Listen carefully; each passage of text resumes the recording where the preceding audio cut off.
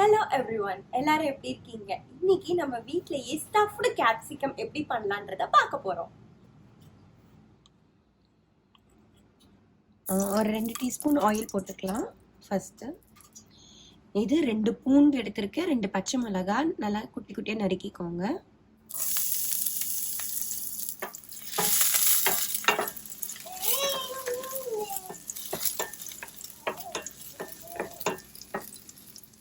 ஒரு 1/4 டீஸ்பூன் ஜீரகம் போட்டுக்கலாம்.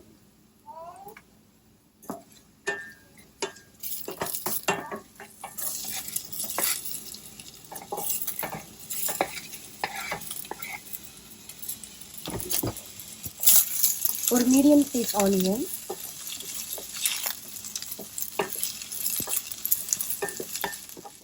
நல்லா தின் ஸ்லைஸா நறுக்கிக்கோங்க. வெங்காயத்தை சாப்பிட்றப்ப நல்லா இருக்கும். 1/2 டீஸ்பூன் ரெட் சில்லி பவுடர், இல்லை சாம்பார் பவுடர் இருந்தால் அது கூட போட்டுக்கலாம்.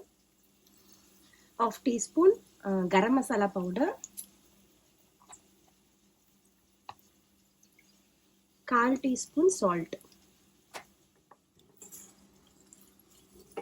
உங்ககிட்ட கஸ்தூரி மேத்தி இருந்தால் இப்போ கொஞ்சம் போடலாம். என்கிட்ட இல்லை, ஸோ நான் அதை இப்போ யூஸ் பண்ணல. ஒரு 2-3 மினிட்ஸ் இப்படி வதக்குனதுக்கு அப்புறமா நம்ம இப்போ பொட்டேட்டோ போட போகிறோம். நான் பாயில் பண்ணிட்டு ஸ்லைஸ் பண்ணி வச்சிருக்கேன். ரொம்ப மேஷ் பண்ண வேணாம், ஏன்னா யூஸ் பண்ண அதுவே தானா மேஷ் ஆகிடும். நல்லா டாஸ் பண்ணிக்கோங்க.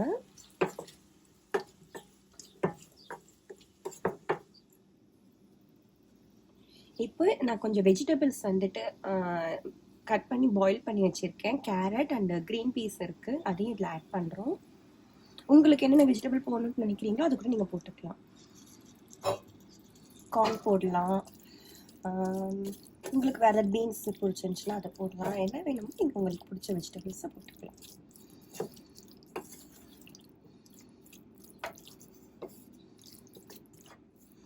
இன்னொரு 1/4 டீஸ்பூன் சால்ட் இப்போ ஆட் பண்ணிக்கலாம். ஸோ வெஜிடபிள்ஸ்லாம் நல்லா வதங்கிறதுக்கு அண்ட் அந்த டேஸ்ட்டுக்கு கரெக்டாக இருக்கும். இப்போ போட்டால்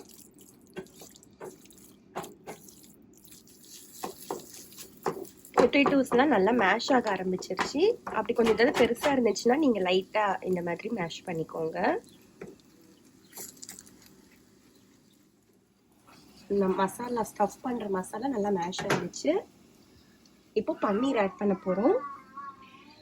நான் வந்துட்டு ஒரு 1/4 கப் இப்போ இதை ஆட் பண்ண போகிறோம்.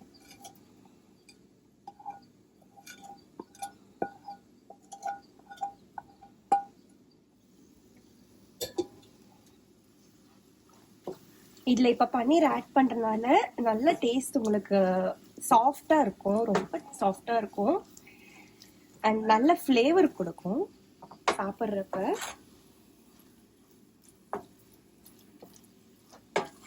நீங்கள் இதை போடணுன்ற அவசியம் மேண்டேட்ரி இல்லை, ஆப்ஷனல் தான். இருந்துச்சுன்னா கொடுங்க, இல்லைன்னா இது இல்லாமல் கூட செஞ்சுக்கலாம். நம்ம இப்போ கொஞ்சம் கொத்தமல்லி நம்ம இதில் ஆட் பண்ணுறோம். இப்போ நம்ம ஸ்டஃப்டு மசாலா ரெடி ஆயிடுச்சு. இப்போ நான் 4 கலர்ஸ் ஆஃப் பால் பெப்பர்ஸ் எடுத்திருக்கேன், கொடை மிளகா எடுத்திருக்கேன். உங்ககிட்ட ஒரே கலர் இருந்தாலும் ஓகே தான். 3 சின்னதாக எடுத்திருக்கேன், 1 நல்லா பெருசாக எடுத்திருக்கேன். உள்ளே இருக்கிறது, மேலே இருக்கிறத அந்த ஸ்டெம் மாதிரி இருக்கிறத வெட்டிட்டு உள்ளே இருக்கிறதெல்லாம் அந்த விதை சீட்ஸ் என்னென்ன இருக்கோ அது எல்லாத்தையுமே எடுத்துருங்க. எடுத்துட்டு பிளெயினாக வச்சுக்கோங்க. இப்போ இந்த மசாலா நம்ம ரெடி பண்ணியிருக்கோம் இல்லையா, அதை இதில் நம்ம ஃபில் பண்ண போகிறோம். இப்போ கொடை மிளகால மசாலா ஸ்டஃப் பண்ணியாச்சு. ரொம்ப டைட்டாக பண்ண வேணாம், கொஞ்சம் லூஸாகவே இருக்கலாம். இப்போ ஸ்டஃப்டு கேப்சிகமை நம்ம இப்போ ஃப்ரை பண்ண போகிறோம். ஸோ ஒரு பேன், ஏதாவது ஒரு பாத்திரம் மாதிரி எடுத்துக்கோங்க. அதில் ஒரு 4 டீஸ்பூன் ஆயில் போட்டுக்கலாம்.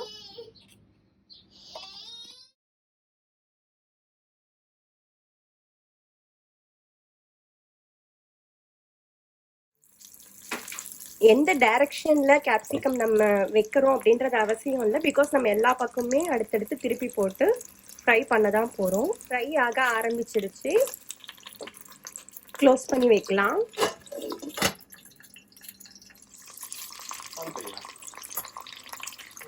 ஒரு 5 மினிட்ஸ்க்கு ஒன்ஸ் நீங்கள் ஓப்பன் பண்ணி அதை திருப்பி திருப்பி போட்டுருங்க, இல்லைன்னா தீஞ்சு போயிடும்.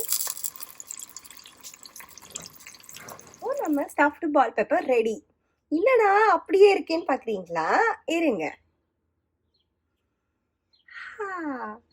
நம்ம மேலே இருக்க அந்த எடுத்தோம் இல்லையா, கட் பண்ணோம் இல்லையா, அதை நான் தூக்கி போடலை, அப்படியே வச்சுருந்தேன். ஸோ இப்போ ப்ரெசன்டேஷனுக்கு அது பார்க்க நல்லாயிருக்கும்.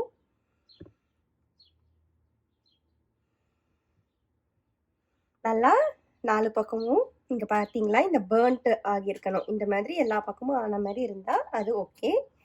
எல்லாமே ஆயிடுச்சு. இது ஒரு 20 மினிட்ஸ் நீங்கள் ஃப்ரை பண்ணால் இந்த மாதிரி இதை இப்போ எப்படி சாப்பிடணும் அப்படின்னு கேட்டிங்கன்னா, ஸ்பூனில் எடுத்து அந்த ஸ்டஃப்டு இருக்கு இல்லையா, இதை மட்டும் சாப்பிடலாம். அப்படி இல்லையா, இதை ஆஃபாக கட் பண்ணிக்கிட்டு அப்படி பால் பெப்பரோடு சேர்த்து, அதாவது கேப்சிகமோடு சேர்த்தும் சாப்பிடலாம். அப்பிடைசர் மாதிரி சாப்பிடலாம். இல்லை ப்ரெட்டு, நான், ரொட்டி, சப்பாத்தி எல்லாத்துக்குமே தொட்டுட்டு சாப்பிடலாம். எப்படி வேணால் நம்ம இதை சாப்பிடலாம். இந்த வீடியோ உங்களுக்கு பிடிச்சிருந்தா லைக் பண்ணுங்கள், ஷேர் பண்ணுங்கள், யாயும் சேனலுக்கு சப்ஸ்கிரைப் பண்ணுங்கள்.